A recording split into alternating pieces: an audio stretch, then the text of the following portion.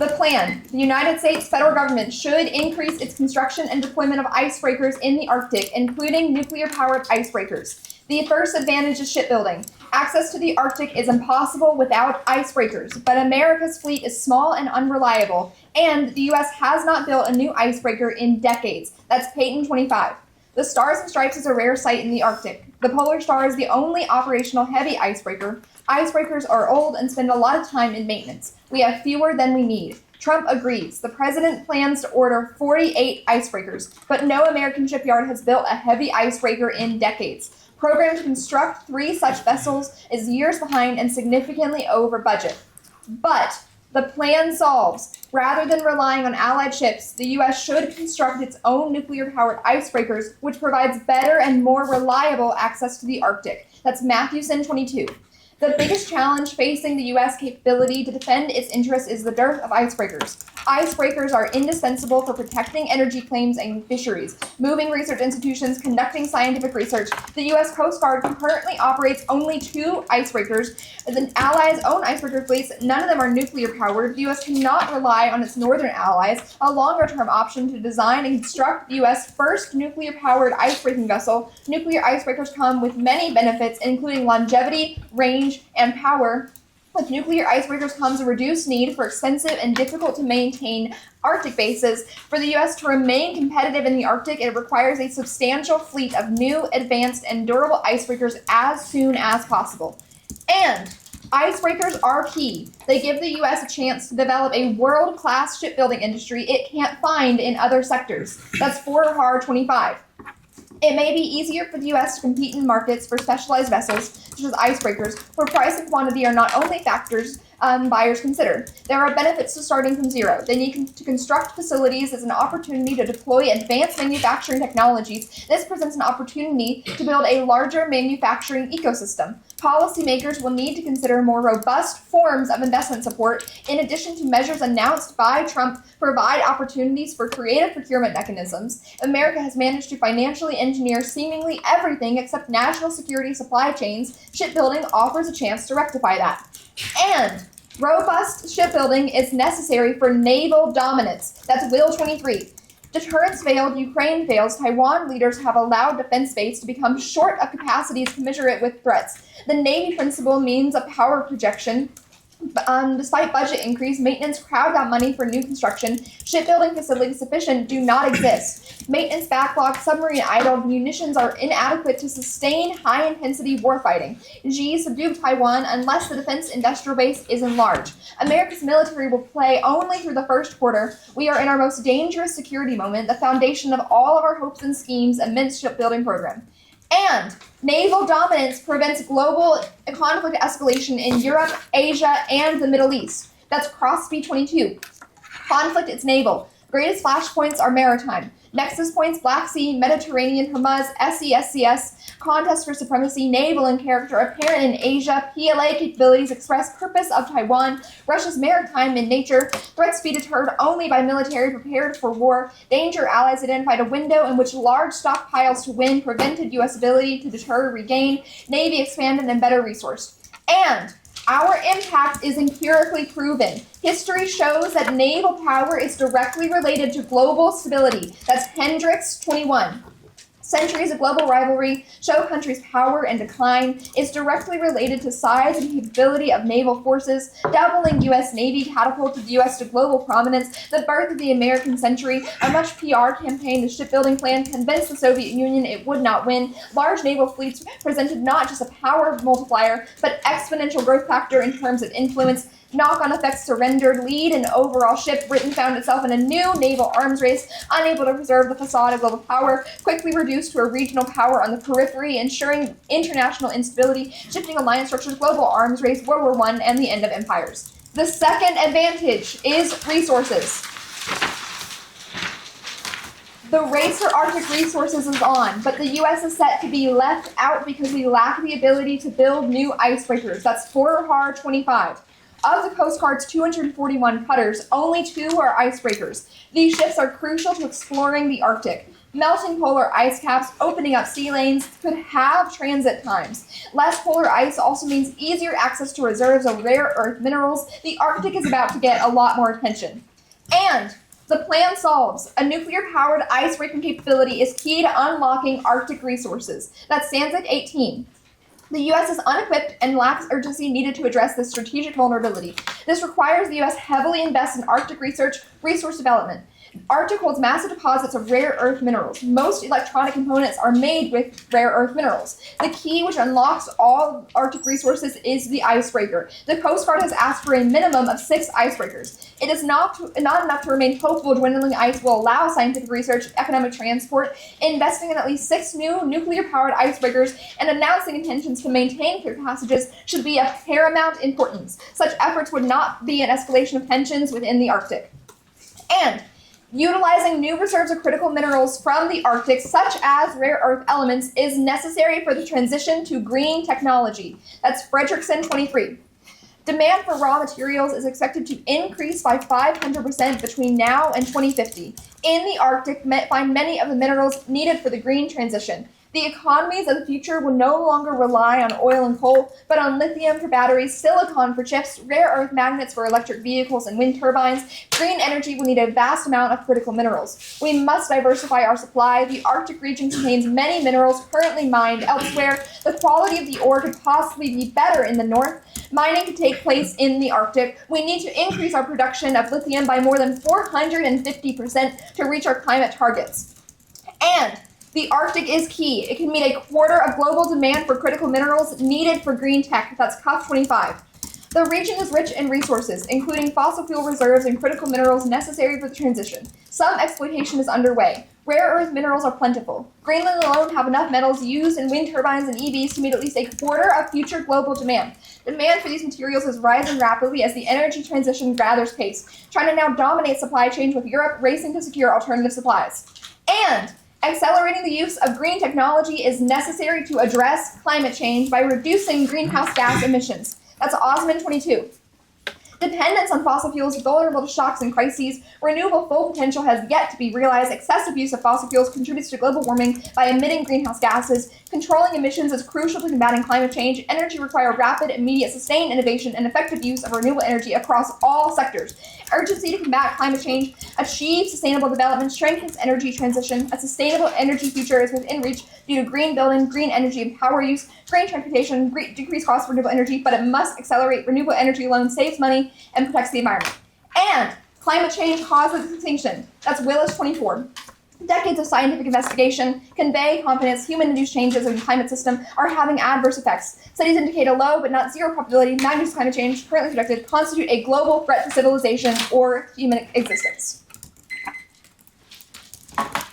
All right.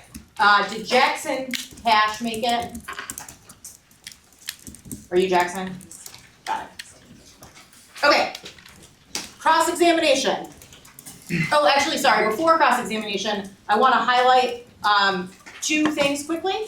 One is Laurel speaking, beautiful, amazing, extremely flowable, extremely clear, which is the most important feature of a speech, is that we can understand it and flow it. So if you're like, that was so slow, no, you're not.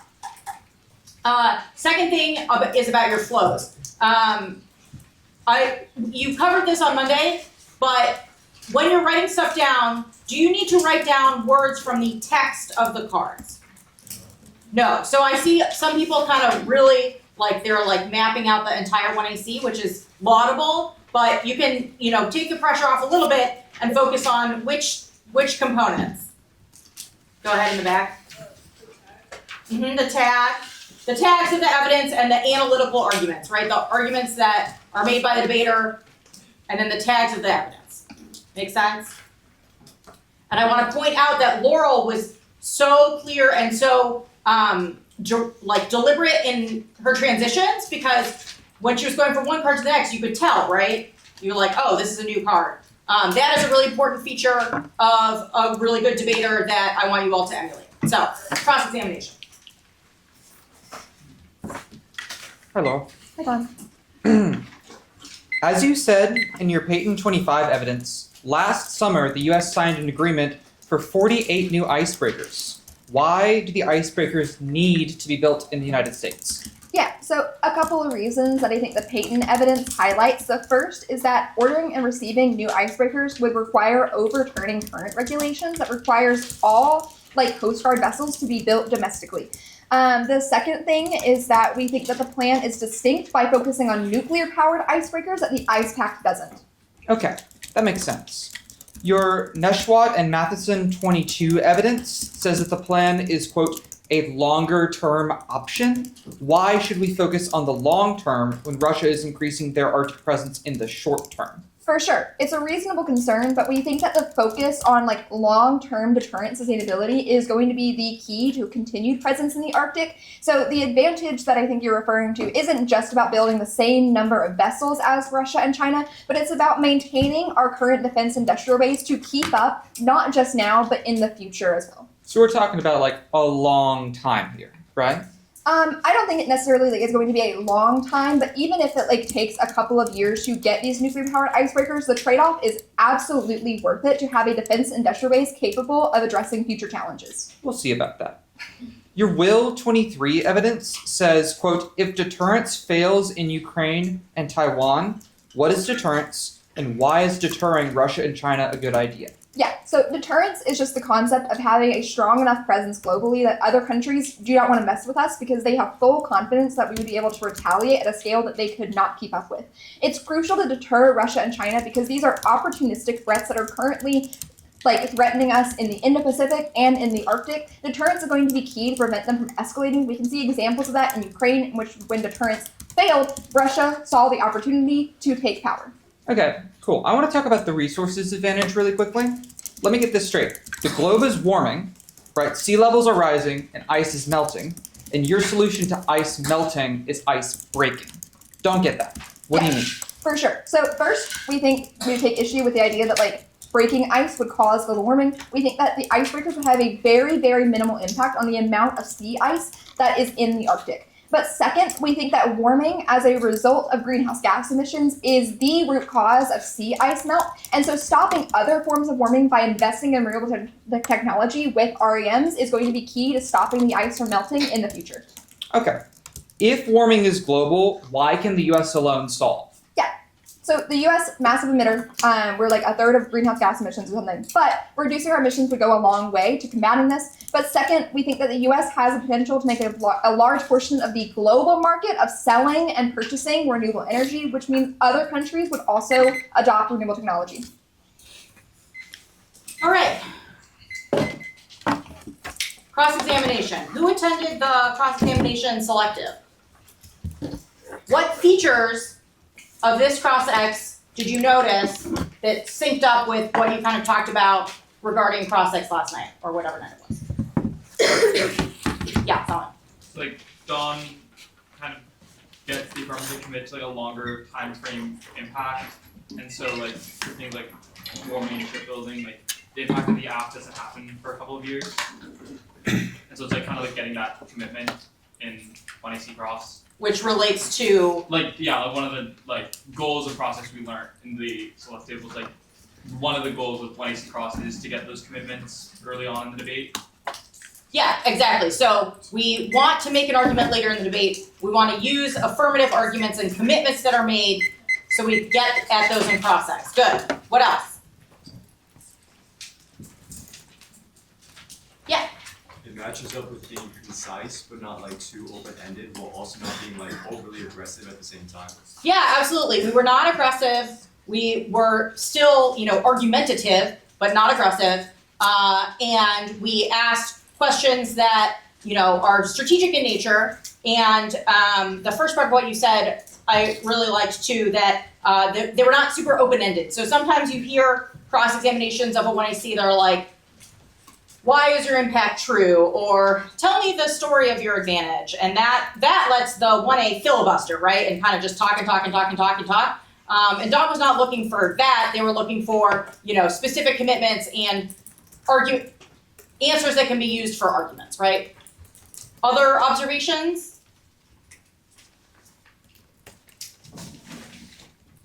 Is there content from this cross-ex that you expect to hear about later in the debate?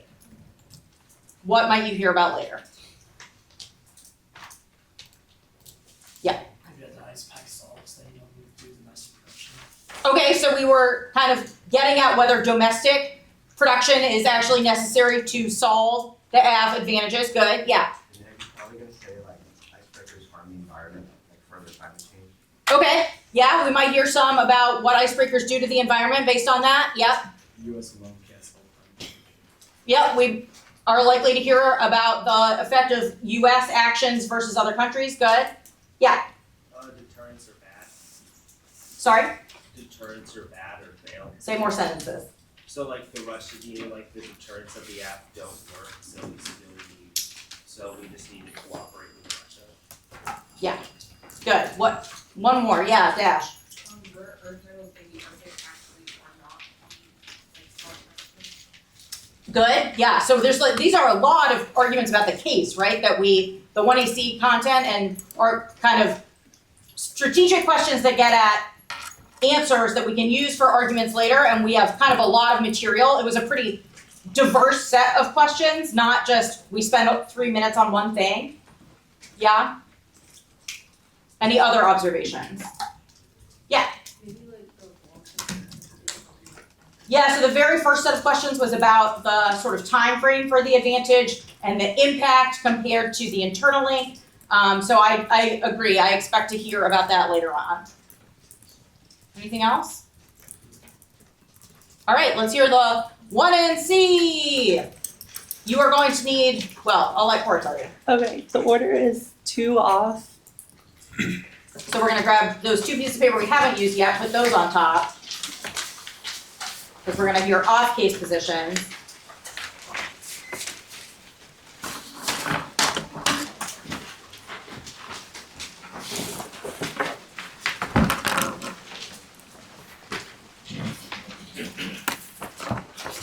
The shipbuilding advantage.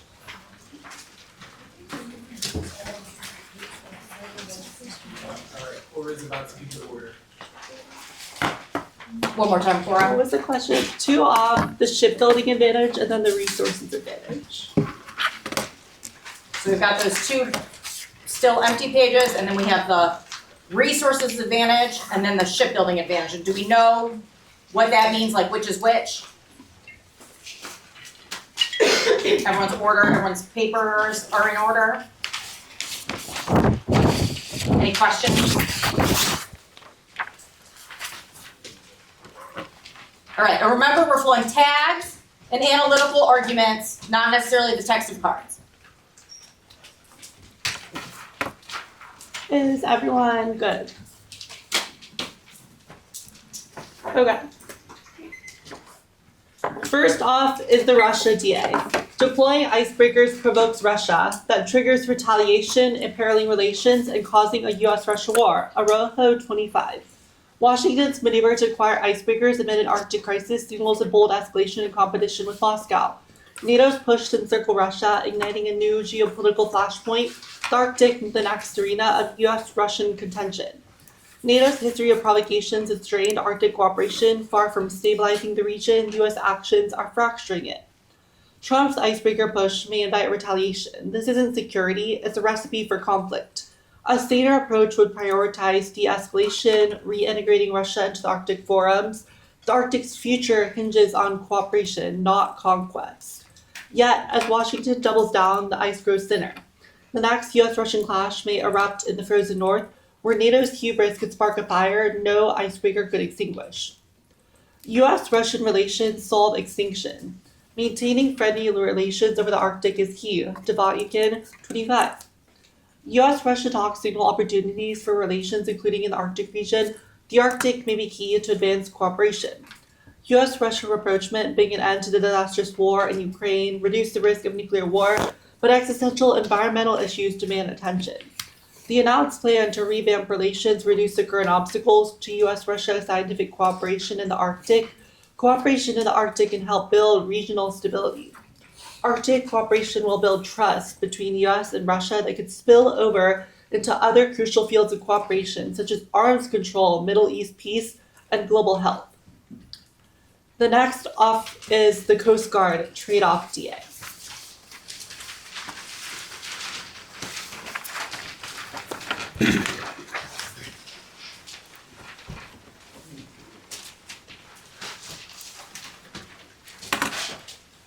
The Coast Guard is prioritizing Indo-Pacific security now. Their focus is key to prevent escalation of territorial disputes with China, Chen 25. The US and China line locked in great power competition, autonomy has become a symbolic line. China is determined to cross. The Coast Guard has become central to avoiding escalation, occupies a liminal space between military and humanitarian force, a unique role in diplomatic efforts. Coast Guard operations are less threatening than naval exercises. Coast Guard ships are less militarized and their mandate is limited. Should US forces clash with Chinese forces, any conflict could be disastrous. Protecting disputed territory is a dangerous game. Deploying icebreakers trades off with Coast Guard missions in other regions, AB 19. The US approaches to the Arctic should weigh opportunity cost of pushing the Coast Guard. Engaging China elsewhere rather than focusing on the Arctic, including icebreakers, will have salutary effects. By deterring a conflict there, the Arctic is less likely to suffer negative strategic spillover. A fixation with a number of icebreakers as part of competing with Russia can lead to unnecessary investments and divert military assets better utilized elsewhere. US-China war goes nuclear. Goldstein, 25. Could a flare-up over Taiwan or some disputed reef in the SCS escalate to a nuclear war? Yes, and prospects for war are increasing.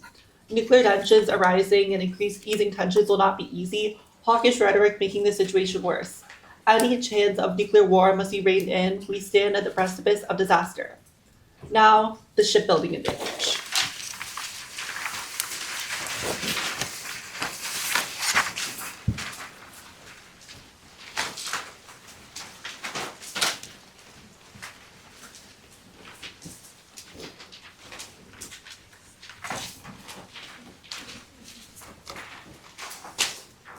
One, the ice pact solves. It signals a commitment to building more icebreakers. Whitaker 24.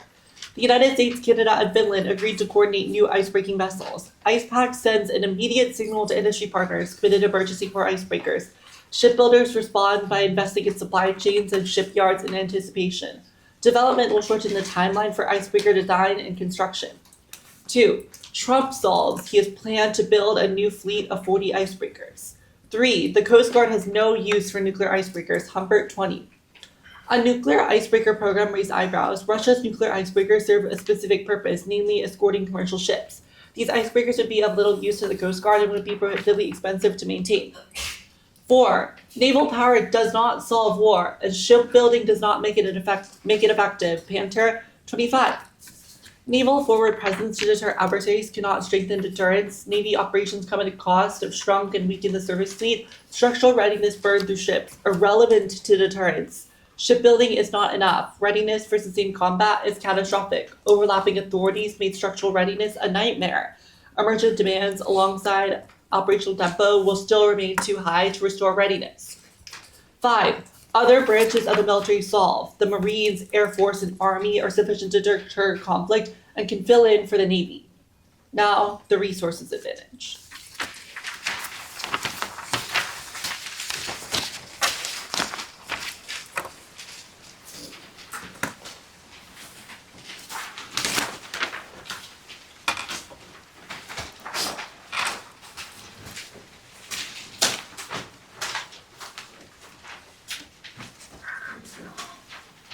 One, the plan causes warming. Icebreakers destroy sea ice, which increases global temperatures. Cone 22. Icebreakers break ice. As broken ice melts, sunlight is absorbed, leading to increased temperatures and ice melting. Any amount of ice breaking harms the environment. With continual use of ice breaking ships, the Arctic will continue to look more like ice cubes melting in a glass of water. Changes in Arctic ice patterns leading to more frequent extreme weather. Extraction of Arctic resources causes climate change. That's Tracy 23. Mining companies' eyes frontiers once inaccessible. Fossil fuel projects are sacrifice zones. Hydrocarbons are exported over long distance. They contribute to global carbon emissions and exacerbate the climate crisis.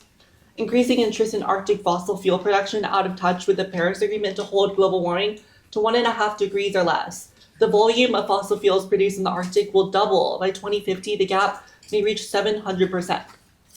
2. The United States does not need icebreakers to access Arctic resources. AB 19. Icebreakers do not give states the ability to claim resources that will become available. Climate change leads to less ice coverage. Most Arctic resources are within the jurisdiction of Arctic states. The number that other countries possess does not affect the number that the U.S. requires to provide access to its exclusive economic zone. 3. The plan does not solve warming. China and India, as well as many other countries, will continue using fossil fuels and emit emissions because their economies depend on it, and those all cumulatively outweigh the United States. 4. Climate change does not cause extinction. Humans can adapt. Scafetta, 24. IPCC acknowledged a hot model problem. According to empirical studies, actual values could be between 1 and 2 degrees. Worst case IPCC reports for the 21st century are low calmness, any change in frequency, severity, extent of drought, fire, storms, erosion, heat waves, air pollution, radiation. Recent research argued alarmist scenarios are very unrealistic. Warming will be moderate at a slower rate than predicted. GCM warmer in comparison to alternative records, such as satellite-based contamination from non-climatic factors. GCMs are grossly inadequate. Alternative uses and empirical modifications of ensembles via linear scaling accurately represent warming from 80 to 2022. Growing evidence of warming biases and natural variability. There's no evidence of an impending global disaster. I'm good for cross-checks. No, you're not. Just Well, like you are, but I'm gonna jump in anyway. All right, couple of things I want to observe about the 1NC before we hear cross-examination. The first is just the way that Ora labeled the off-case arguments as she was reading them. So started with, first off is the Russia DA, the Russia disadvantage. And then second off was the Coast Guard disadvantage.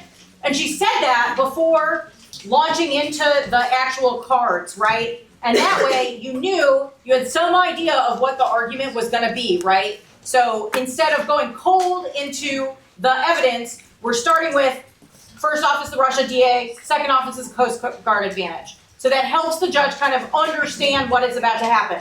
So I want you to emulate that as well. The next thing I want to point out is the some things about the case arguments that were made. First, they were numbered.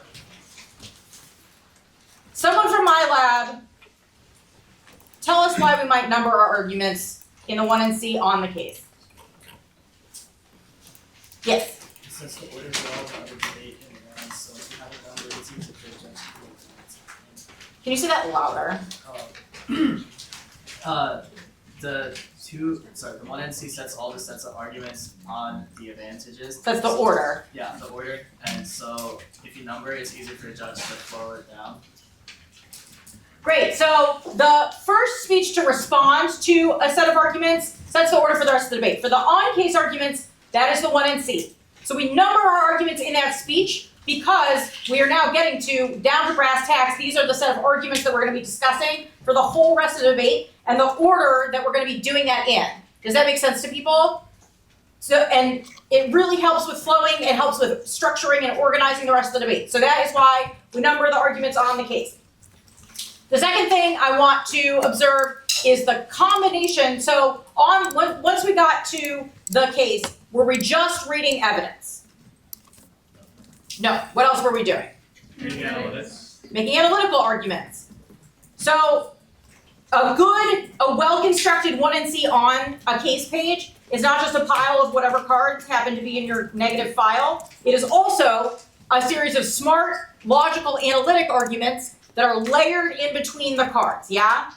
So card, analytic, rather than the other way to do it would be like all your analytics at once and then all your cards, but we're instead sprinkling them throughout the cards, which makes it much easier to flow and organizes, again, the flow for the rest of the debate. Does that make sense to you? Any questions so far? I think that was it. Oh, last thing was the content of those analytic arguments probably sounded a little bit familiar, right? They sounded like arguments that were sort of hinted at in cross-examination of the 1AC. So the 1AC, a lot of times in your debates, you might find that the cross-exes like produce some good arguments or some potential areas for contestation, but then they kind of vanish in the rest of the speeches. Have you all seen this kind of happen? Instead, you want to take the arguments from cross-ex and put them in your speeches. Cross-exes are useful for producing speech content, and we want to follow through on that. So that is really, really good behavior to model as well. Okay, any questions? Take it away. Ready for cross? Yep. Okay. Okay, I'm gonna start on the Russia Disad, the first off case. The Arujo evidence you read seems to be like super focused on NATO military operation and like provocation, but the icebreakers of the affirmative are like non-military. Why is that perceived as an escalation? I disagree with that characterization of the evidence. The icebreakers that the affirmative creates are not non-military. In the 1AC, the shipbuilding advantage was all about how icebreakers could be used for the military, for Navy operations, and put to military use in the Arctic, which is what the DA is about. Importantly, also these icebreakers are being developed domestically by the United States instead of by NATO. Okay, sure. The second card that you read, the Debyatkin evidence, is like really prescriptive about what U.S.-Russian relations could do, but not very descriptive of what's like happening right now. So like what part of this card defends that relations in the quo are stopping existential threats? Yeah, the Debyatkin evidence is describing the status quo of Russia relations, saying that yes, some tensions exist now, but then goes on to make a predictive claim that relations are likely to improve. So the last paragraph of this evidence, he says that the US and Russia are, quote, building trust in crucial fields of cooperation, and then goes on to list all of the things that is important for resolving. All right. The second Disad, the trade-off DA, the Chen 25 card claims that like the U.S. Coast Guard is optimized for power projection because of diplomatic force and non-militarized capabilities. How does the AF trade off with diplomatic force in the Indo-Pacific? So the Chen evidence says that the Coast Guard is a military organization that is responsible for both military and diplomatic initiatives. The AV evidence that we read below that says that new military initiatives force the Coast Guard to choose which initiatives to prioritize, military ones or diplomatic ones, and those necessarily trade off. In the context of the DA, we've also read evidence that focus on icebreakers specifically would trade off with their ability to do diplomatic initiatives in the Indo-Pacific. All right. The Cates page 1 and C1 and the Whitaker 24 evidence seems to be about the signal of like purchasing icebreakers, but like how does purchasing icebreakers solve for our own military capabilities and defense industrial base? The Whitaker card says that cooperating with allies enables us to coordinate our shipbuilding efforts and our ice-breaking capabilities, which means that we can explore the Arctic through coordinating those efforts with other countries that we are friendly with, which is able to solve the reason that we need icebreakers. All right. 1 and C1 on the resources advantage is about fossil fuel production in the Arctic. How does extraction of REMs done by the affirmative then cause warming? Well, the plan would result in extraction of fossil fuels from the Arctic. We've read evidence that if the Arctic becomes more accessible, that fossil fuel companies are likely to go there. Great. Observations about this cross-examination? Go ahead. Is it okay if I give her last question? I want to hear her last question. Just repeat it back. Yeah, I did that. Can you repeat your last question? Yeah, the last question was just about like the Tracy 23 evidence talking about extracting fossil fuels, but the AF strictly defends extracting REMs, which we think are distinct. How does the AF cause warming? That's the question. Does that make sense? Yes, Cool. thank you. Any other questions?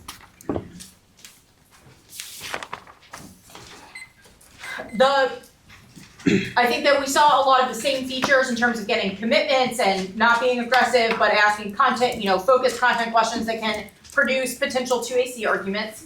And I also want to note that we spent time on different parts of the debate. So we talked about the Russia DA, we talked about the Coast Guard DA, we talked about the warming turn. All of that is the negatives offense that has been introduced. What is offense? Go ahead. No, you did that actually proves that the affirmative is planning actively winning Okay, good. So an argument about why the AF, instead of resolving a set of impacts, causes a set of impacts. So your argument's backwards. We've taken your thing and we've turned it. That is an offensive argument, and the disadvantages are also offensive arguments because they are active reasons that you ought to vote against the plan, right? And so we focused on the negatives offense rather than asking like a lot of detailed questions about like their warming impact events, for example. We focused on the nexus questions of the debate. Okay, I'm gonna let the 2AC go. The order is the shipbuilding advantage,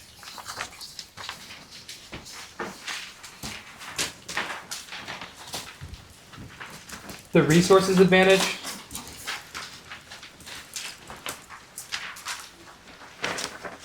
the Russia DA,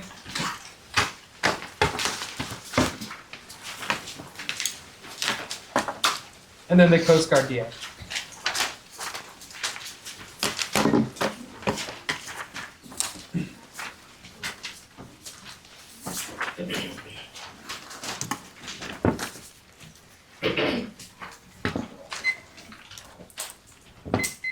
Is everybody good? Okay. 1 and C1. They say the ice pact solves. This is wrong. A, the government blocks it. Trump's America First philosophy is anti-collaboration, and Congresspeople are afraid that dependence on allies will weaken our domestic industry. B, it's legal. Current regulations require vessels to be built domestically. That's patent. 1 and C2. They say Trump solves. 2 answers. A, they haven't read evidence for this, so you should be skeptical given that the US hasn't built an icebreaker in decades. That's patent. B, Trump won't use nuclear power because he's anti-green energy. Nuclear power is key to more powerful ships with greater range, which reduces the need for costly refueling bases and maximizes competitiveness. That's Mathewson. 1 and C3. They say nuclear icebreakers are too expensive. This is a total whiff. A, funding. The plan gives money to the Coast Guard, so cost doesn't matter. B, turn. As I explained above, nuclear icebreakers reduce the need for expensive Arctic bases, which reduces total costs. That's Mathewson. 1 and C4. They say naval power doesn't matter. This is incorrect. A, hotspots. Dominance allows us to deter great powers like China from escalating intense flashpoints. That's Cropsey. B, history. Our Navy kick-started the US as a superpower, acting as an exponential growth factor in influence. That's Hendricks. Their Panther card is pure rhetoric and just says the Navy is too weak now. That's obviously solved by the AF because we jumpstart America's naval readiness by incentivizing advanced manufacturing technology and robust investment in the shipbuilding industry. That's the Farahar evidence. 1 and C5. They say other branches of the military solve. Swing and a miss. Our Cropsey evidence says the Navy is key because all the most volatile flashpoints are all maritime. He gives examples like the Black Sea, the Strait of Hormuz, and the South and East China Seas. The resources advantage.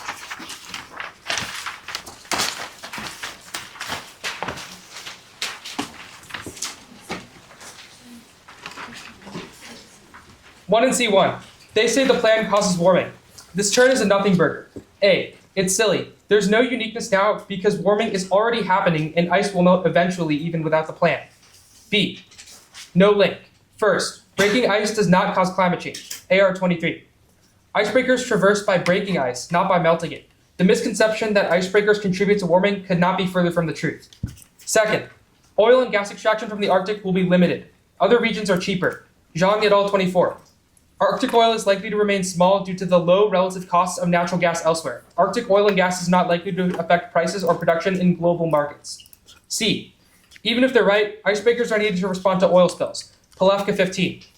Human error, system failures, and emergencies demonstrate the necessity of a new icebreaker. Presence is indispensable to mitigate any accident. Oil spills are inevitable and risk human survival. Bandera 23. Oceans, they are victims of oil causing damage to ecosystems. Seas are crucial for sustaining life. They feed us, generate oxygen, and regulate climates. They're home to thousands of species. 1 and C2. They say the US doesn't need icebreakers. This is just not true. Even if resources are within American jurisdiction, we can't harvest them or ship them out of the Arctic because of the ice. That's Sandick. 1 and C3. They say Chinese and Indian fossil fuels means the plan can't solve, but 1AC Cuff says those countries would prefer to diversify their energy sources, but can't given the limited supply of rare earth elements. The plan solves through making minerals plentiful and cheap worldwide. 1 and C4. They say there's no impact to global warming. We say it causes extinction. Climate change destabilizes countries, which prevents adaptation and exacerbates other existential threats like global pandemics. That's Willis. The Scafetta evidence criticizes the IPCC, which is just one organization and doesn't assume the accelerating fossil fuel use that makes extreme scenarios more likely. Willis also cites decades of scientific investigation and concludes warming was caused by humans and that there's no natural variability. The Russia DA.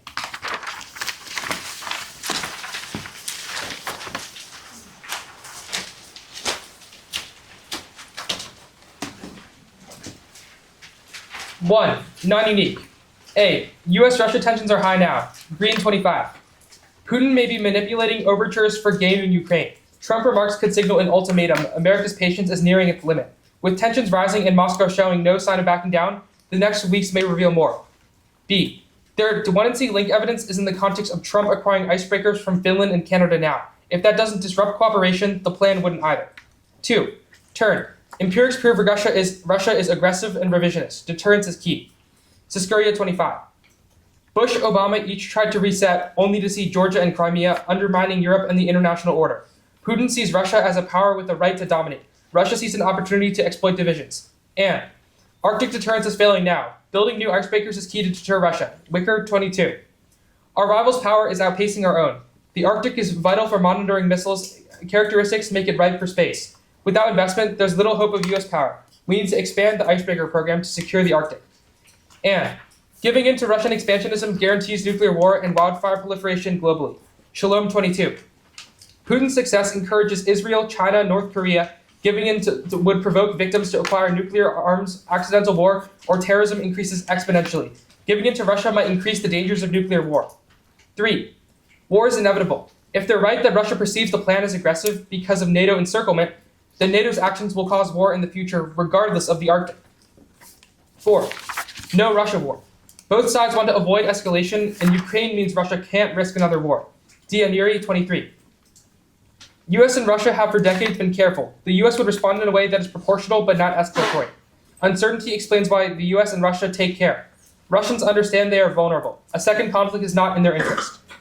5. Cooperation doesn't solve. Even if the US and Russia work together, they can't solve for public health or arms control in other unfriendly countries like North Korea or Iran. 6. Relations are compartmentalized. One area doesn't spill over to another. Beeb 19. We compartmentalize selective opportunities. Progress has not worked despite best efforts. The relationship has spiraled into distrust. The Coast Guard DA.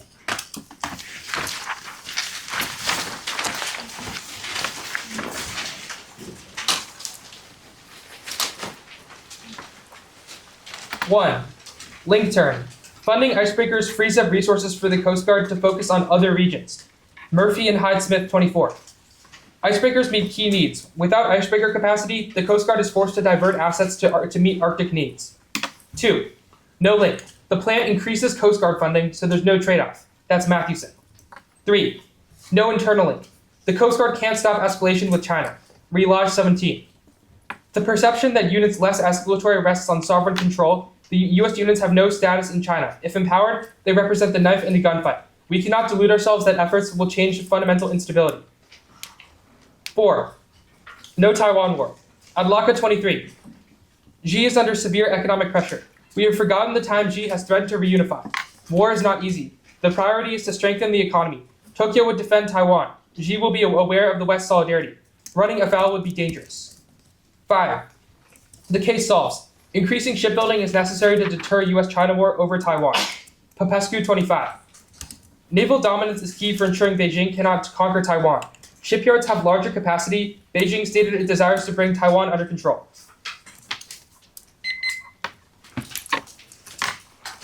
How we doing? How are the flows looking? Did we leave enough space between arguments in the two agencies? That is something I meant to remind us about, and then I forgot. So if you feel like your arguments are too squished up, see if you can fix it at all. Maybe flip your page over, do it on the back. Let's take a stretch break. You can fix your flows, you can stand up and stretch, go to the bathroom if you need it. We're about an hour in, so I want to make sure we are doing okay. Let's come back at 10:03. What is C1?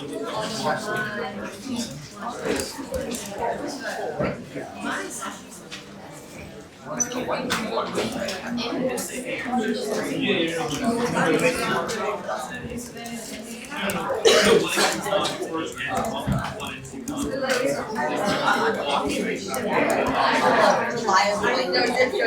still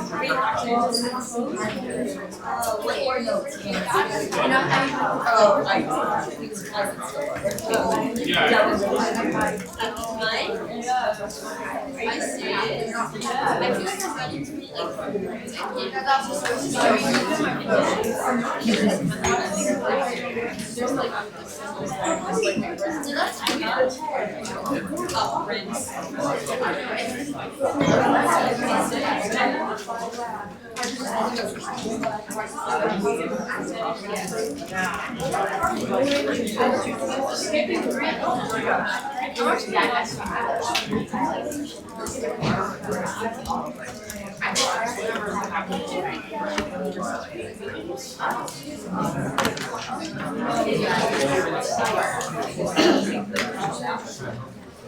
That's a really good question. Sounds good. And I'll answer it, but I'm gonna.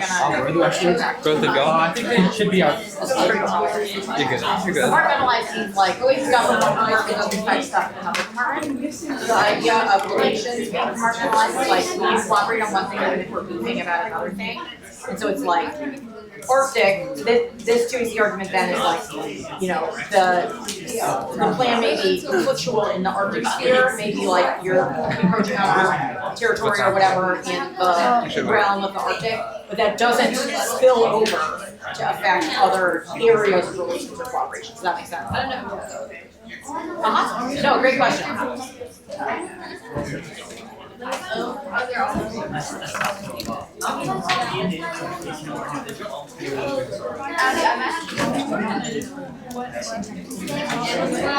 Sorry? It depends on the probably just for World War. Yeah, but I guess if you have time and the block sends both attacks, then it might not work too quick. Yeah, that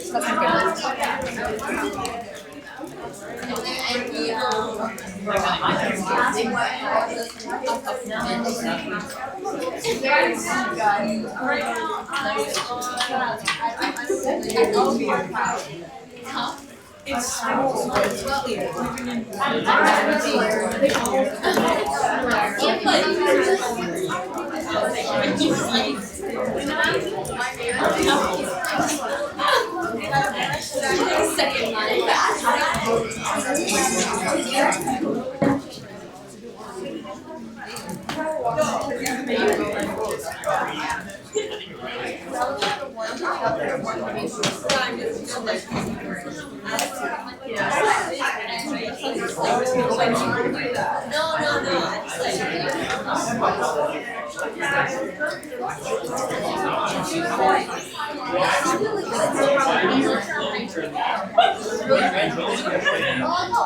No, but I coached there. That's why.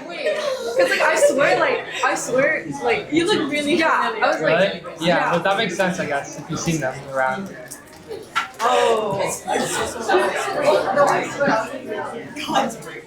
I can.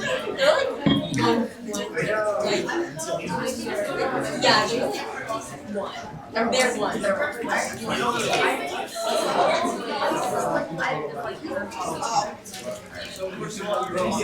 One you're plumbing, one pump, two dog exercise. Wait,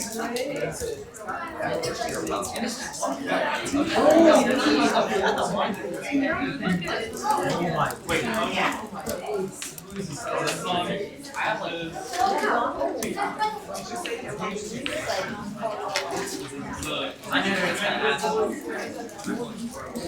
I didn't give enough space.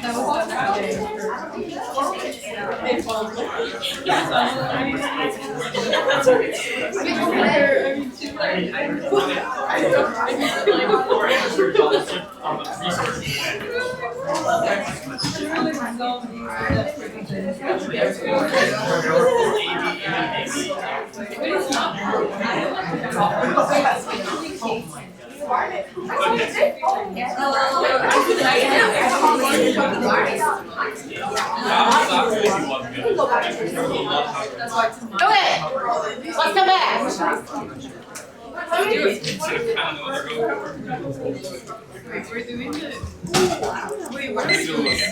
The first thing I want to do quickly is answer a question that I got during the break, which is the argument number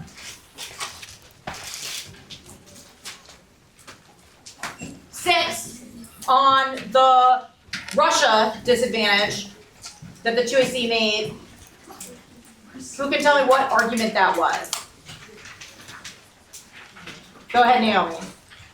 That relations are compartmentalized. The relations are compartmentalized. Good. Can anyone tell me what that means? Yeah.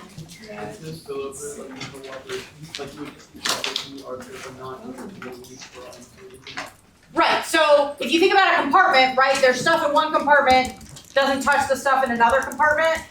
And so the argument here is the Arctic is an area, is compartmentalized from the broader set of relations between the US and Russia, or the areas in which cooperation might be important. So if there can be conflict over the Arctic, or tensions, and that doesn't spill over to cooperation over pandemics, for example. Does that make sense to people?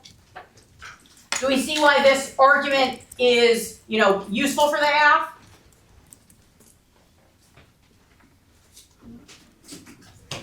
Who can tell me why, what purpose does this argument serve? Yeah, go ahead. Well, so the argument that the neg is making is that they solve extinction through the spillover, they spend the war in some areas or not, and if it's compartmentalized and that spillover doesn't happen, then they can't solve it. Good, does that make sense? Why that answers the disadvantage? Okay, any other questions about any of the arguments that are being made, or the content, or any of the structure or style? The things that I wanted to highlight about the 2AC, the arguments on the case, we answered the arguments that were made by the 1NC in the order they were made. We referenced the 1NC argument and answered it in order. That was just kind of the structure. And then what was different about the structure of arguments on the off-case positions in this 2AC versus the case positions? So how was the 2AC on the two different DAs organized?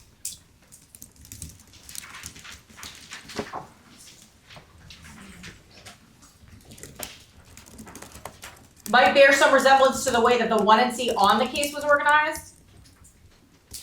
It's numbered, yeah? So the same set of principles that I was discussing about numbering in the 1NC on the case apply to the 2AC answering the off-case positions, right? Because it's the first speech to respond, and it sets the structure and the order of, and the organization of arguments for the rest of the debate. So we want a number of arguments in the 2AC, also very helpful with flowing. The second feature I wanted to highlight. So when we're thinking about the case, so those first two advantages, where did the 2AC read new cards?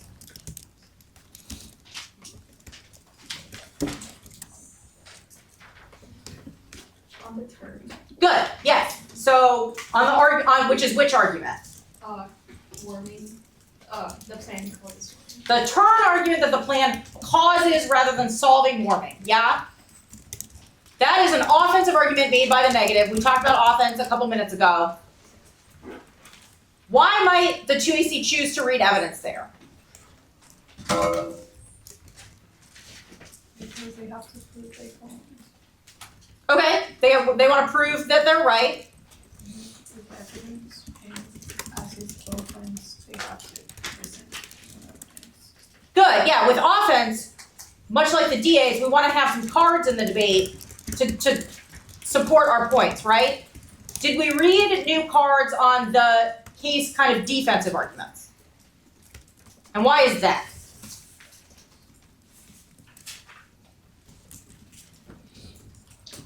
Yeah. A lot of 1AC cards answered. Good, perfect. So 1AC evidence should be set up to respond to potential objections by the negative, and when those objections arise, we should be able to respond with our 1AC evidence. If our 1AC evidence isn't good enough on a particular issue, we probably should change our 1AC. So the 1AC is structured to answer the negative arguments. We use the evidence to answer defensive arguments. And then when the negative presents offense that says your plan is bad actually, we read new evidence, yeah? To talk about the DAs a little bit, who can summarize the Russia DA for me? So right now, like we have bad. Oh, the Russia. Yeah. So right now, when we put icebreakers in the Arctic, Russia is mad that we put icebreakers in the Arctic. So like they escalate, and that decreases cooperation, which is getting better. In the status quo. And U.S.-Russia relations are key to solve things like Middle East tensions, climate change, and arms control. Good. Everyone tracking? Any questions about this argument? The 2AC then has a series of responses. Who can tell me 2AC number 1 on the Russia DA?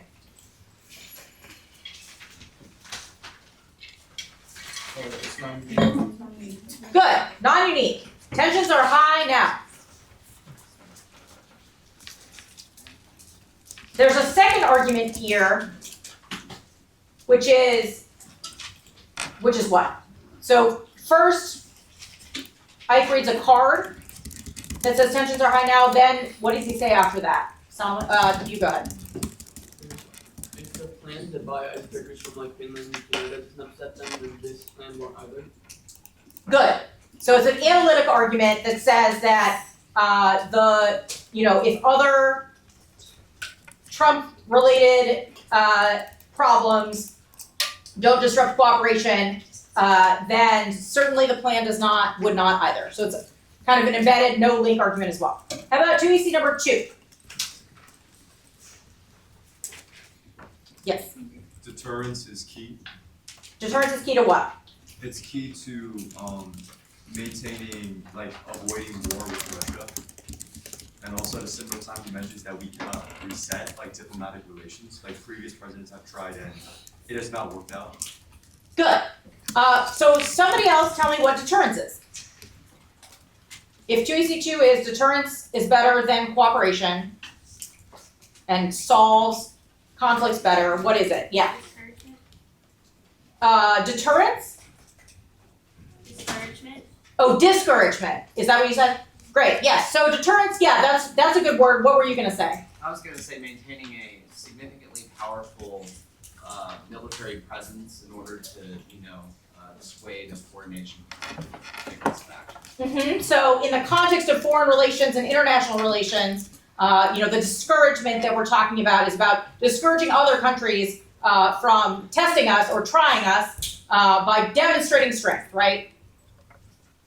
And so the F is saying that even if the negative is correct, that the plan is, perhaps provocative to Russia, it is actually better to be provocative in the sense that it shows our strength and our military might, which actually solves war rather than causing it. Right? Is this an offensive argument or a defensive argument? Offense. Good. So it says that the negative is backwards. It says what you said is actually flip it, reverse it. We solve war, we don't cause it. I just want you to be sort of thinking about whether arguments are offensive or defensive as we go along. How about 2AC3? Yeah. War is inevitable if NATO keeps expanding. Okay, war inevitable now. NATO expansion triggers it. What category of argument is that?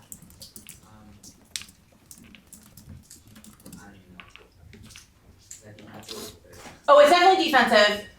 Good point. But what category of 2AC style argument?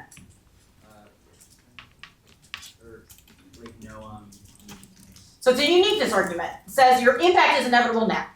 Good. How about 2AC4? No Russia war. Good. No Russia war.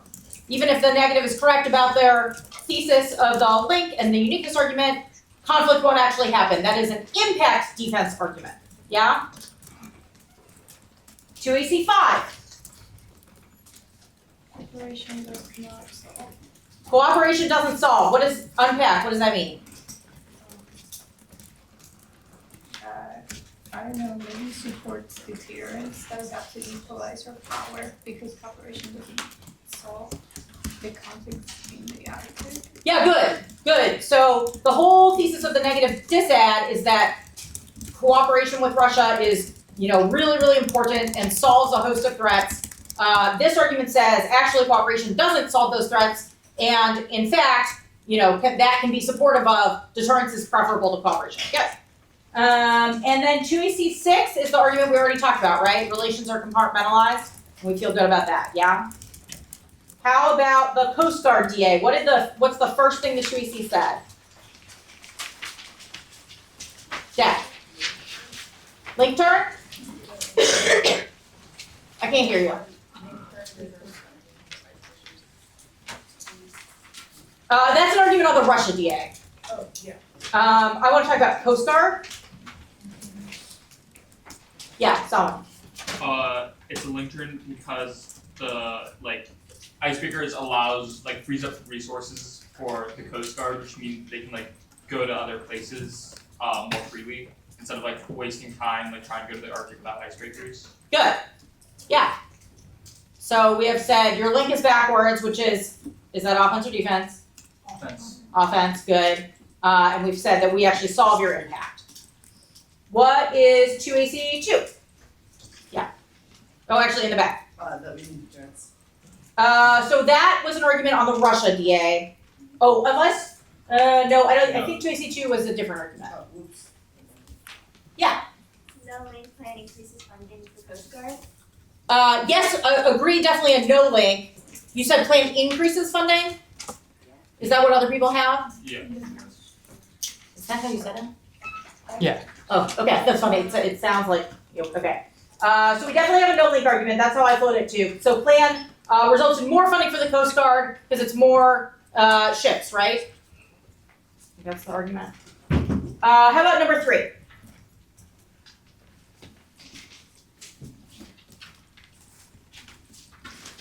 Yes. Is that no internal link, right? Which, say more. Say more? Yeah. Alright, I'm gonna try to decipher my handwriting here. Word. Alright, basically, there's basically no solvency with China and how it could escalate. Good. So the no internal link argument here is about the internal link between the Coast Guard, presence or resources, and the conflict with China which is the link, and the conflict with China, which is the impact, right? So the app says no internal link. This does not resolve a set of conflicts with China. Good pickup. How about number 4? Someone who hasn't spoken yet, perhaps. Someone over there.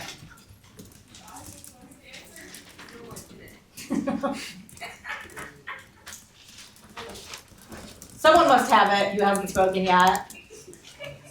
I believe in you.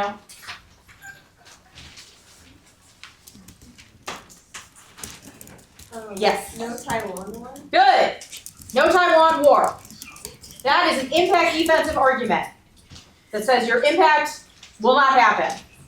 And finally, what was 2AC number 5? Eli. Amazing. Yes. The 1AC solves the impact because shipbuilding deters war, Taiwan war. So if you didn't get that, which people seem to be struggling with, write that down now. Questions? The other things about the DA content or structure that I thought were really good were the layering of analytics and cards. We saw more of that. The diversity of different arguments. So there's a bunch of potential 2AR setups here that I could be giving a 2AR on a whole bunch of different stuff. So we're not just kind of boxing ourselves into one set of responses, we're making a diversity of them. So I thought that 2AC was really, really good. Any questions? Before we do cross-ex, do we have Samaya? Okay, great. Okay, 2AC. I mean, cross-ex.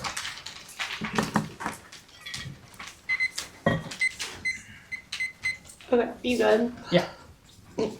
I wanted to start on the resources advantage. How do icebreakers prevent oil spills?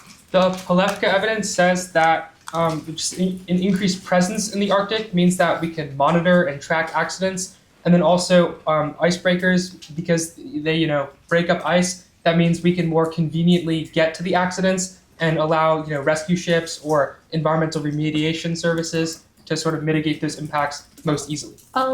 Your evidence says that the Coast Guard is doing all of those things now. Why do we need 40 new icebreakers? Well, because it's impossible to navigate the Arctic successfully when there's a bunch of ice blocking everything.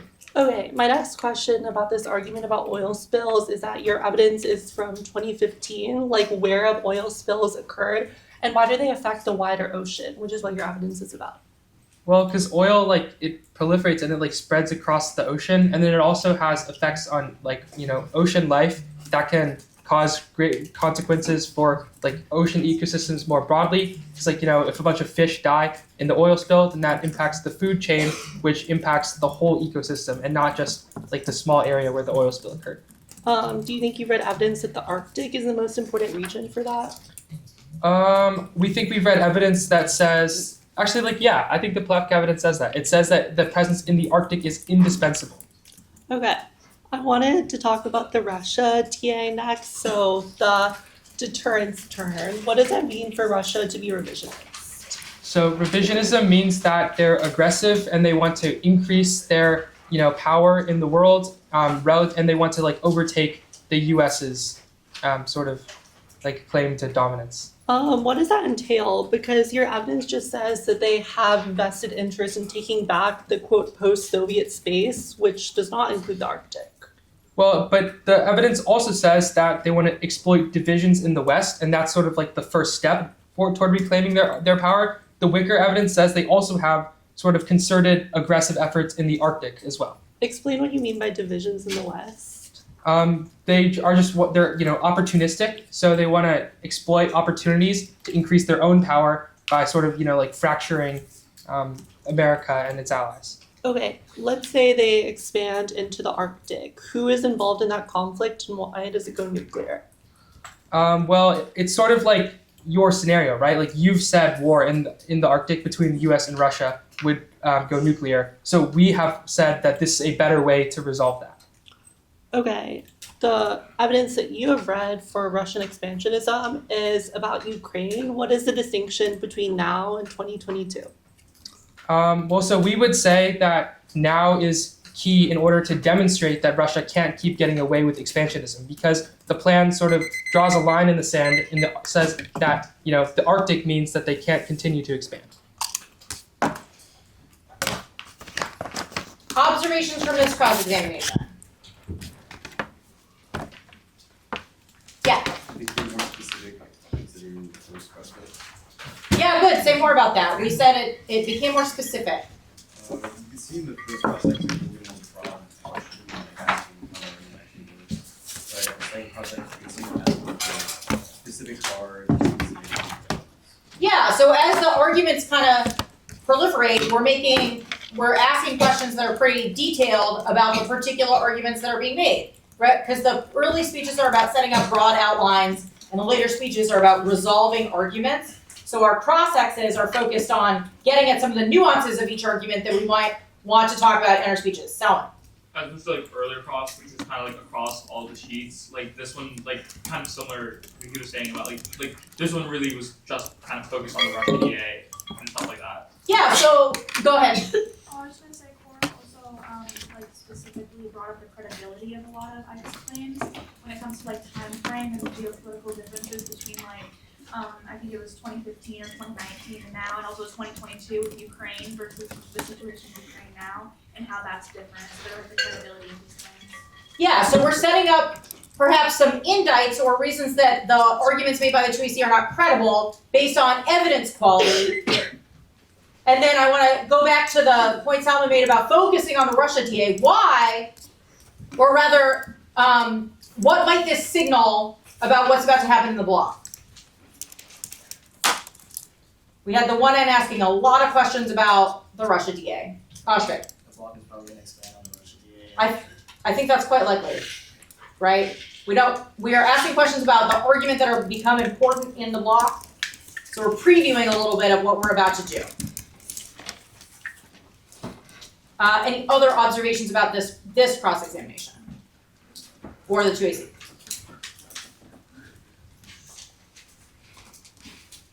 All right, I think we're ready. Amazing.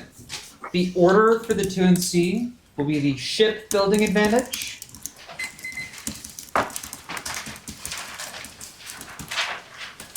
and then the resources advantage.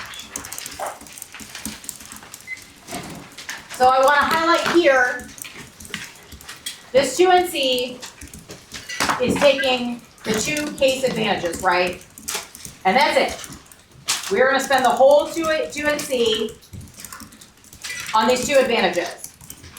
And because the block gets another speech, the 1 and R, the dised is a problem for them, right? So we don't need to worry about the dised. Make sense? Okay. Are we all ready?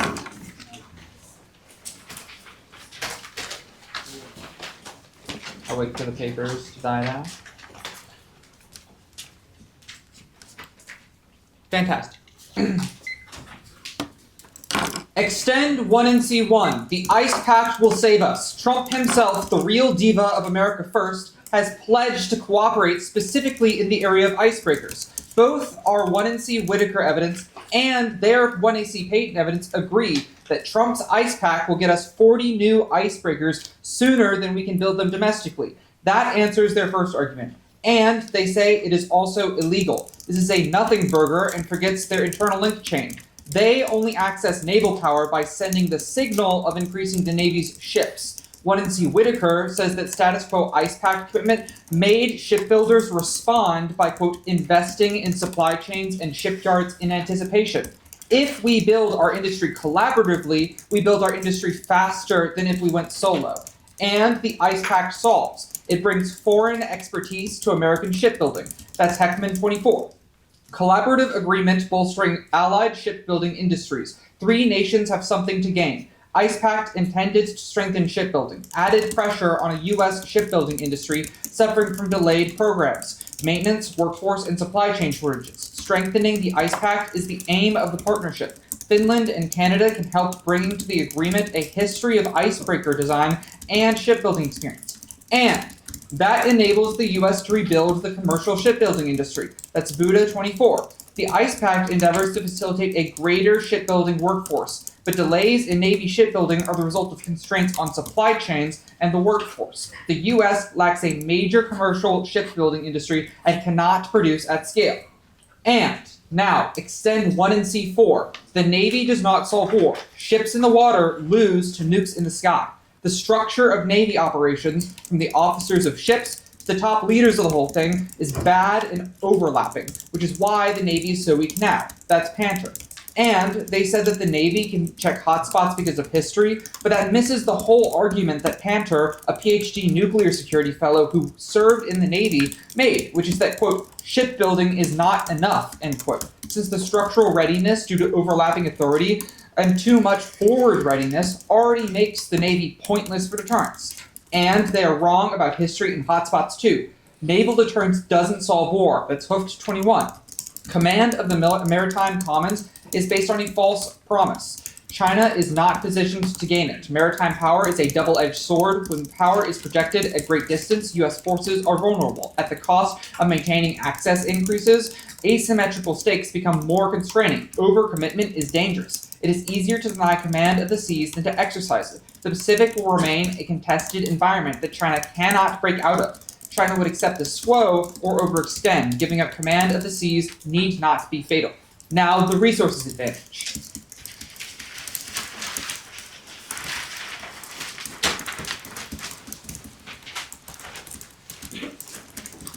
Extend 1 and C1. Global warming is not existential right now, but the plan alone will cause existential warming. There's a ton of special ice in the Arctic that actively deflects and absorbs sunlight to keep temperatures in the coldest parts of the planet low. The affirmative breaks the ice and locks us into warming. That's 1 and C cone. And they said that warming happens now. This is wrong, meaning there is uniqueness for the term.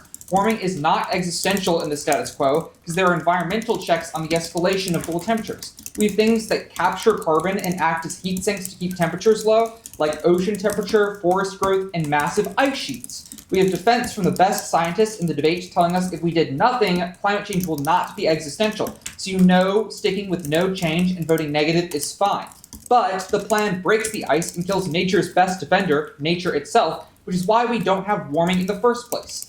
And icebreakers superheat the Arctic. It turns the region into ice cubes melting in a glass of water. That's Natick 23.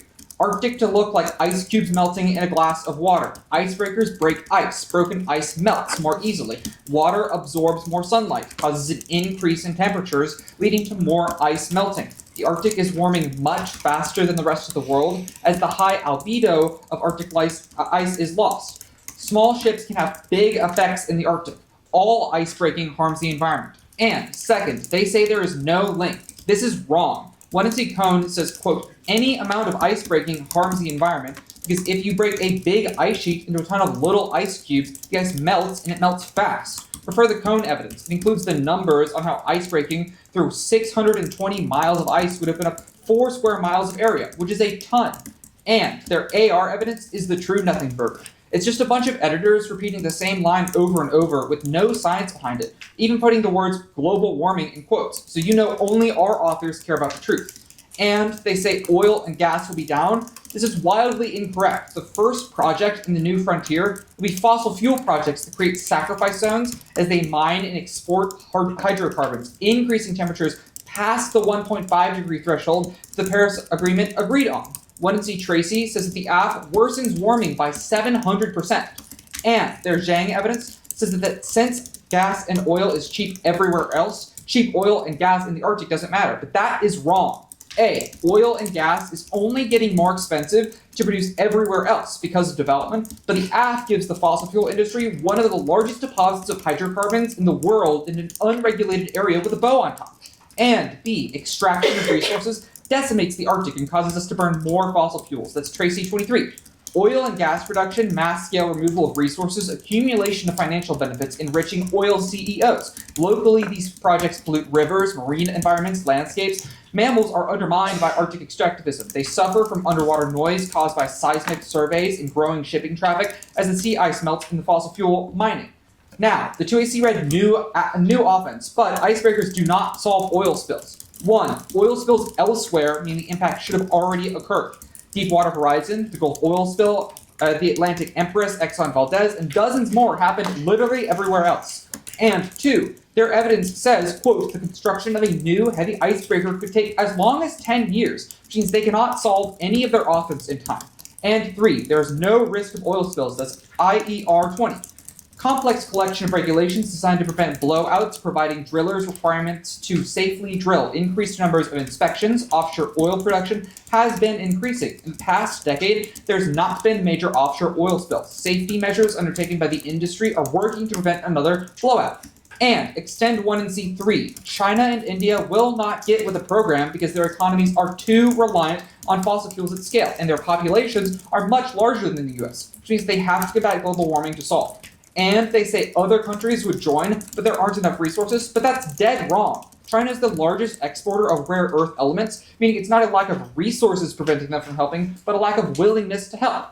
And extend 1 and C4. Warming is slowing and it is not existential. Projections of extreme warming are, quote, low confidence and, quote, very unrealistic. The hot model problem is wrong and agree, best scientists agree environmental effects will be limited. That's the 1 and C Scopetta evidence. They say we criticize the IPCC, but 1, who even is that? And 2, our evidence is from a professor of earth science at the University of Naples, which you should prefer. His model corrects for known shortcomings and most accurately represents empirics. And the scientific consensus confirms climate change will not cause extinction. All right, how are we doing? How's our flows looking? Yeah? Alright, so structurally speaking, I want to observe what Don did in this speech. So we were just focused on case advantages like we talked about earlier, which means we're not worried about the disad. How did Don organize the speech? Like what was the sort of structure? Solomon. So he just extended the argument from especially numbering they extend 1 and C1 and then explained kind of what the argument was with a tag and then also answered all of the affirmative arguments on it and then read more evidence on it. Good. So remember back to when I said the 1 and C sets the structure for the rest of the debate and the organization of the debate? The 2N in the 2 and C gets to capitalize on that by taking control and just deciding, which arguments to extend, and then in doing so, uses 1 and C numbers to indicate where they are on the flow, right? We are extending arguments, we are answering what the 2AC said, we are indicting it, and then we're reading new evidence. That is a pretty detailed process, right? So does Don extend everything that was in the 1NC? No, we selected arguments, right? So on the shipbuilding advantage, which 2 arguments did Don pick?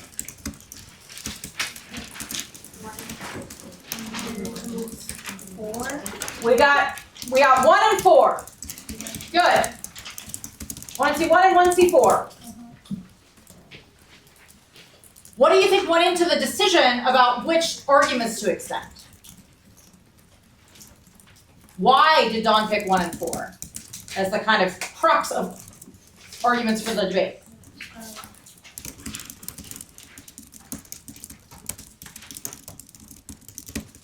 Salmon? I just thought kind of stuff that had weaker answers, especially on the ice pack solves. I thought a lot of I think there are intuitive answers as to why even if Trump is America first, why even if Trump is America first, the fact that he's committed to the ice pack kind of answers that. Okay, so places where we thought the 2AC was weak. What else might go into the decision about which arguments to extend? Yeah. 1C4 is basically the main impact of the app, so it makes more sense to spend more time out there and do defense on the neck because everything else is change basically. Okay, so we made sure to cover the terminal impact of this advantage by focusing on, even if they're right about everything else, there is no impact. Right. Yeah. I think also since the selected equal has to be a PA push, and so they're gonna have to make the dynamic flow, it's nice to do this with flow, just want to mitigate their impact so that you can have PAs impact that way. Good. So some of this is strategic. It is about the arguments and how they interact broadly in the debate. So if we know that the 2NR is going to have to be about one of the 2 DAs, right? Because that's the material we've got to work with.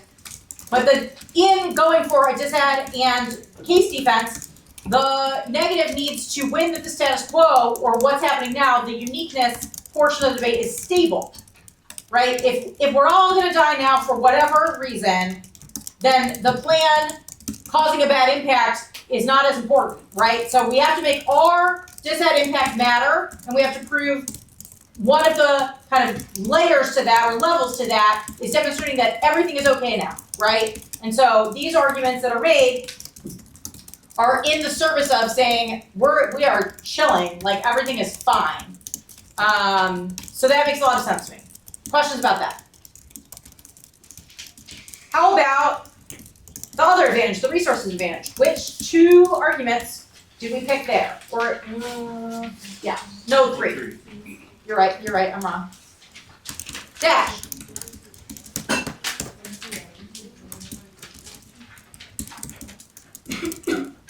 I think I agree with you on 1 and 2. Yeah, in the front. Oh, I have extension to 3, 4, 1, and 2. I think so. Do you think all of 1 through 4? I think 1, 3, and 4. I agree. 1, 3, and 4. Good. So we picked 3 on this page. What is the first one that we picked? Yeah. Good. The turn, the offense. The plan increases global warming. Why might it be useful to have this offensive argument in the 2NC?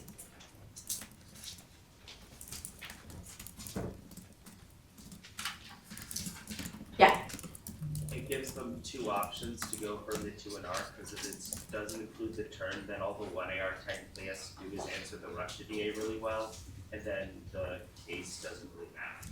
Good. So in terms of strategy, if the arguments that are potentially in the 2 and R, if the whole block has to be the 2 and R, right? The case defense and the disadvantage, we're gonna run into problems, right? It's gonna strategically tip the debate kind of back in favor of the affirmative. If the 2 and R has two options, then the 1AR has more to deal with, right?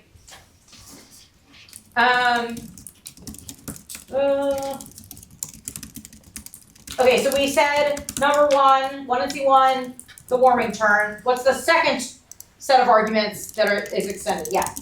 They present that other countries are not going to just willingly help lower carbon emissions.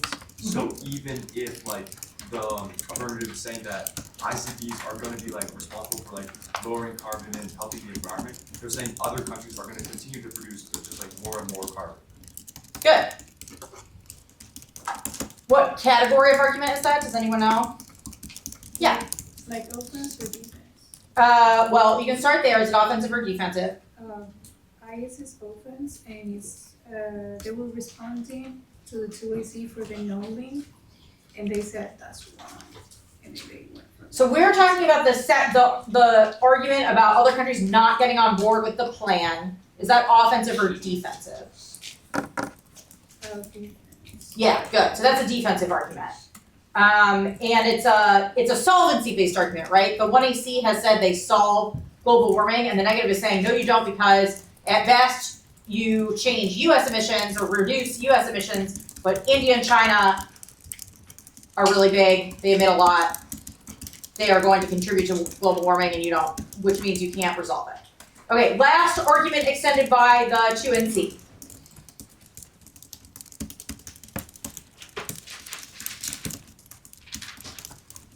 Yeah. Excellent. Warming is slow, it is not existential, it doesn't cause extinction. What kind of argument is that? Anyone know? Good, impact defense. Yes, exactly. We are defending against the scariness of your impact.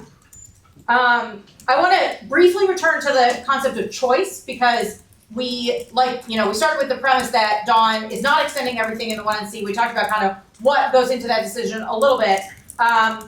Why is it important for the negative to make choices in the block? Why is it important that we not extend everything that was in the 1NC? Yeah.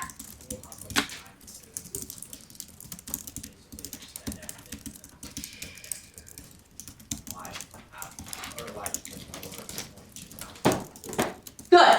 Yeah, so if you're trying to answer the entire 2AC on the set of arguments you're making, you will not have the time to go into depth, right? It compromises a lot of breadth or high number of arguments, compromises the depth you can go into on each argument, right? And the negative block is how many minutes? Mm-hmm. And why is that 13 minutes useful?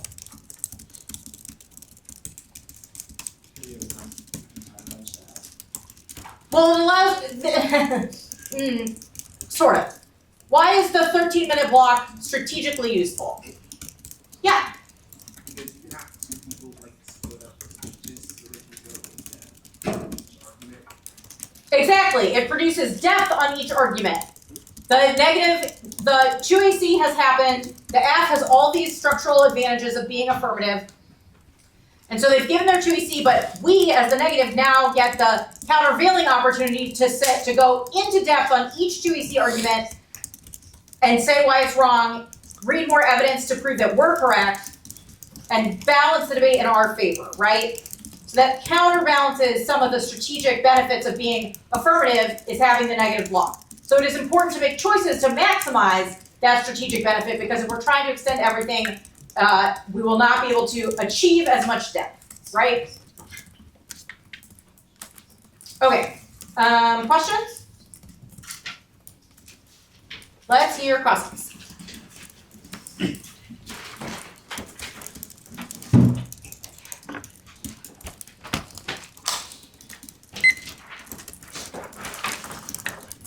Good? Yep. Okay. I want to start on the resources advantage.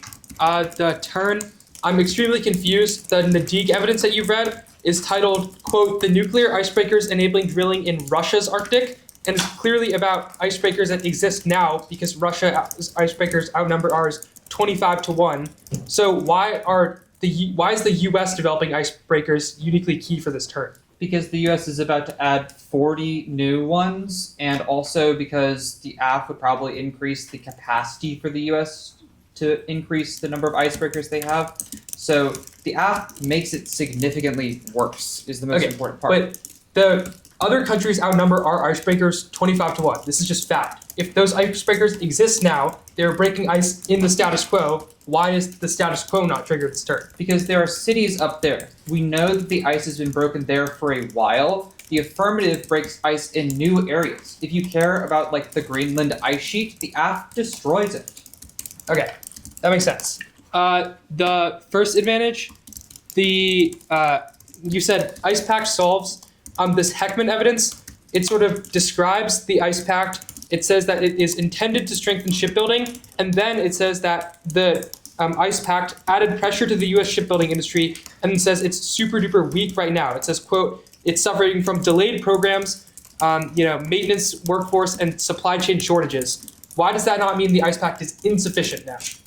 Because it says that the aim of the partnership is to increase collaboration for icebreak shipbuilding. We read 1NC evidence, Whitaker, said that in response to those weaknesses, the ice pact will require shipbuilders in the US to increase their maintenance, to increase their infrastructure, which should solve the 1NC internal links. Yeah, so I agree that it aims to increase strength in shipbuilding and it intends to do that. But your evidence is descriptive of the effect of the ice pact right now is that the shipbuilding industry is buckling under the pressure. So I'm very confused about where you've read evidence that says that this effort is successful. Because all of your evidence is just sort of normative, right? It says we should do this and the ice pact aims to do this. But where does it say it's working? It says that right now we don't have the capacity, but as the collaboration grows, we will increase capacity, right? We are already going to increase capacity in the status quo. So there's really no reason to do the affirmative because the shipbuilders are responding to the ice pact by solving for those areas of pressure. Okay.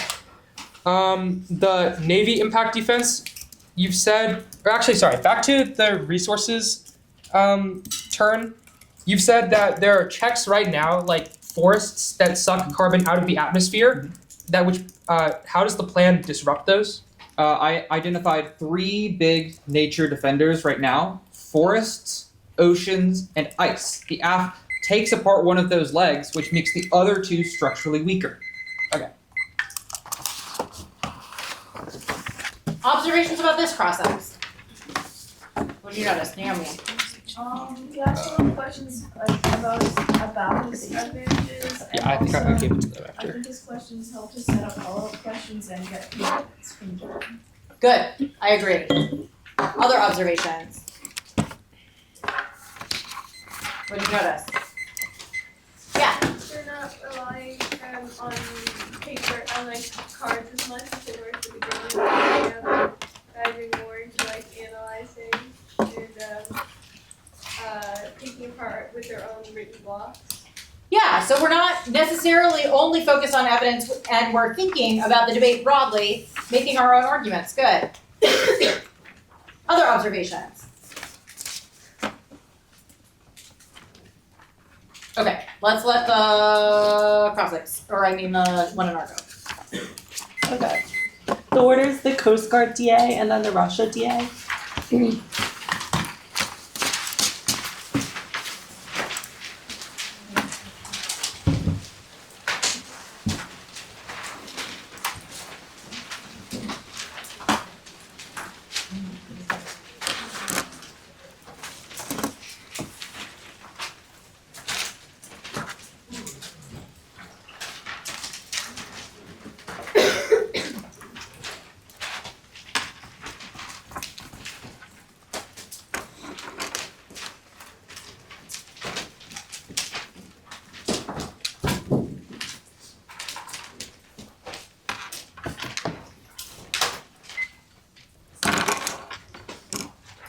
Okay, is everyone good?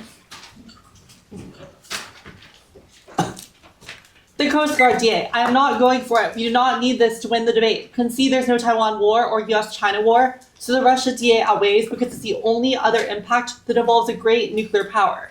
Now, the Russia DA.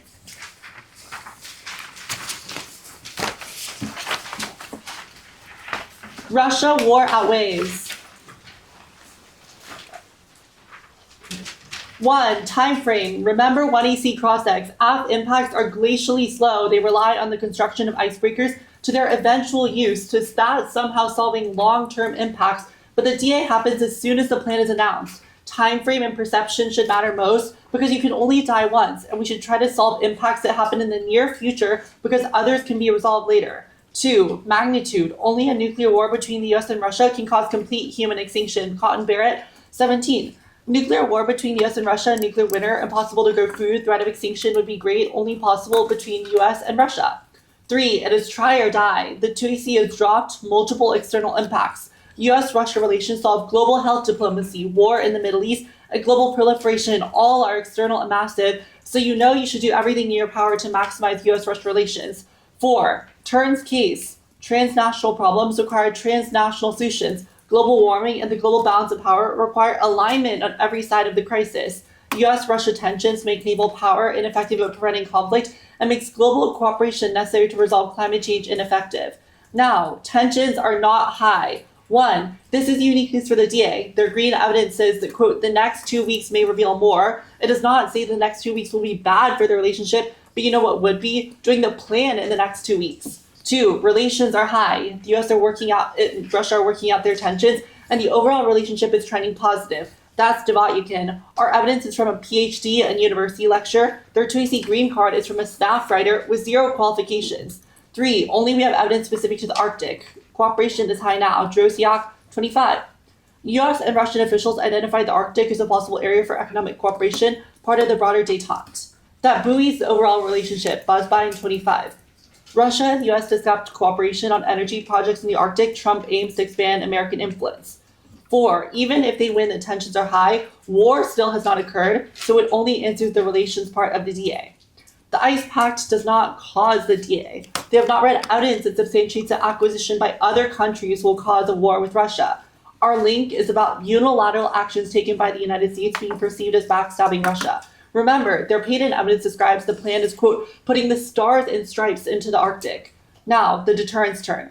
We do not need to deter Russia.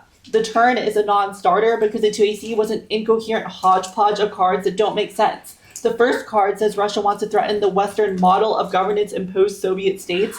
The second card says that Russia wants to expand in the Arctic. And the last one is one that says that Russia invading Ukraine would be bad. Newsflash, that happened in 2022 when your evidence was written.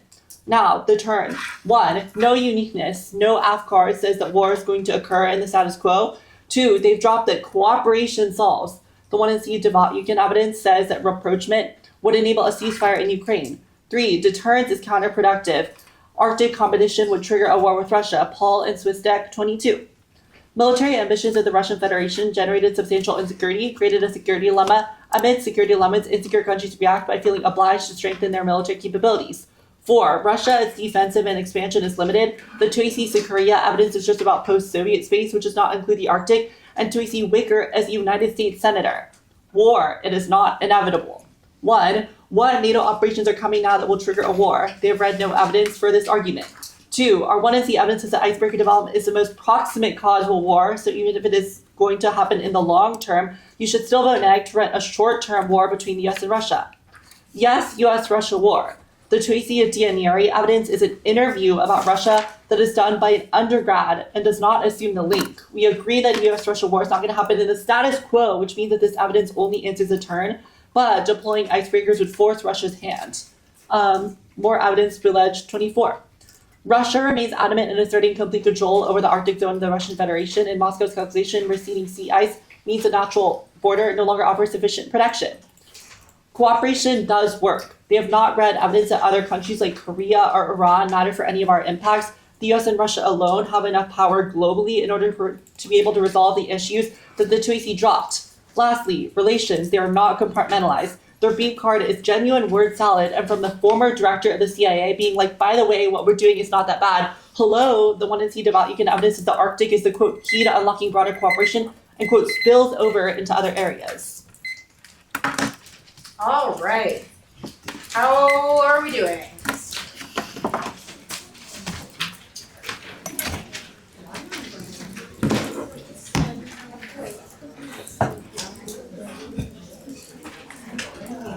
Okay. I want to talk a little bit about the kind of first like 30 or 40 seconds of the 1NR. What are we doing at the top of this DA? Oh, I'm sorry. I skipped something important. What is the first thing that this 1NR did? Let's have you go. Yeah. Kicked out of the Coast Guard DA. What does kicked out of mean? Yeah, in the back. Good. So when we say, you want to add something? Just that the Russian DA outweighs. True. She said that as at the end. When we kick out of an argument, it means that we have presented something in a previous speech that we are no longer interested in extending, right? And so we kick out of the Coast Guard DA because we want the debate to just be about the Russian DA from here on out, right? And we're doing just the one DA for the same reasons that we made selections on the case in the 2C. What were you going to say? No, I just have a question. Yeah. In the 2AR, which is the next speech, can they The say 2AR is not the next No. speech. What is the next speech? We're about to hear a 1AR. Well, that. Yeah. They can say like y'all drop it or like use it like accusatory? Very good question. So when the negative decides to kick an argument that is made in a previous speech, man, this is such a complicated question in so many ways. So they're, generally speaking, if you've made an argument, it is fine to decide not to extend it anymore. It is not necessarily an issue. When it can become an issue is if the 2AC had a set of offensive arguments that are not responded to. So let's say the 2AC, this link turn argument that the 2AC made that was like the plan saves Coast Guard resources. If the AF wanted to extend that argument and didn't make any other arguments, that could be a problem for the negative because that is what's called a straight turn, which you don't need to worry about too much if it is not where you're at. But a straight turn is a series of arguments that cumulatively add up to offense without any defense included. This 2AC included the impact defense argument that China-Taiwan war won't happen, right? The 2AC did. And so the first thing that CORE does, and in order to kick out of the DA, she concedes which argument?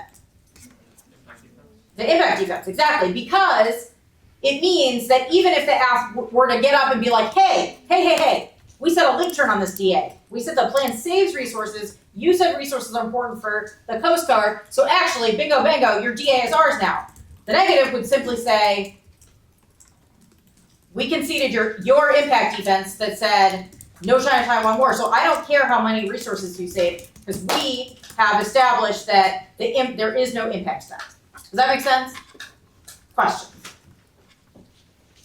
So it's a very good question that's been posed. Can the AF use anything against the negative when the negative has kicked an argument? The answer is not in this case, but that isn't universal because depending on how the negative kicks out of the DA, there could be problems, but there's not in this case. Okay, so we kicked the DA. Then we kicked the Coast Guard DA. Then we went on to the Russia DA. What did we spend the first kind of like 30 or 40 seconds doing on that DA? Yes. An overview. Making what kind of arguments? Time frame and magnitude. Mm-hmm. So arguments about the time frame of the impacts, the magnitude of the impacts. This is called impact assessment or comparison, right? So we said that we talked about magnitude, we talked about time frame. Those are two. So Cora made 4 points in this overview. What was the third one? Try that. Good, yeah, so, number 3 was a try or die argument. What is Cora getting at here? Ashray. We have to try cooperation, or if not, we're just gonna die out. Right, so it's the argument that U.S.-Russia cooperation is so important and has multiple pathways to extinction, that it is try or die for the negative to establish that cooperation or keep that cooperation going. What's number 4? Someone else said it.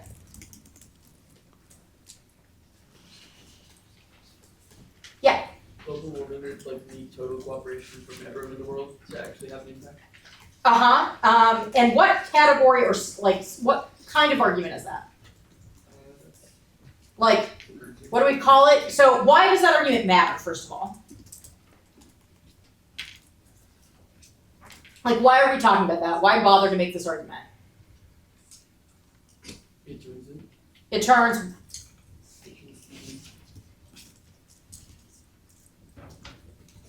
the case. It turns the F, right? The 1AC? Because who said that global warming was a big deal in the first place? F or nay? Yeah, so if we win that cooperation is necessary to solve global warming, that is a reason that you ought to vote neg instead, right?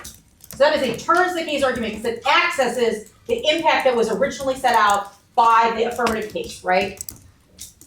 Super useful for your disad debating, right? Because it turns the F into an offensive argument for the neg. So it builds your offense up. In terms of structure, we answered the 2AC arguments in order. We did some embedded clash to establish which arguments we were answering. And the structure, you'll notice we extended 1AC evidence. We explained and answered the things that 2AC said, and then we read more cards, right? Anyone have questions? Questions about any of the content of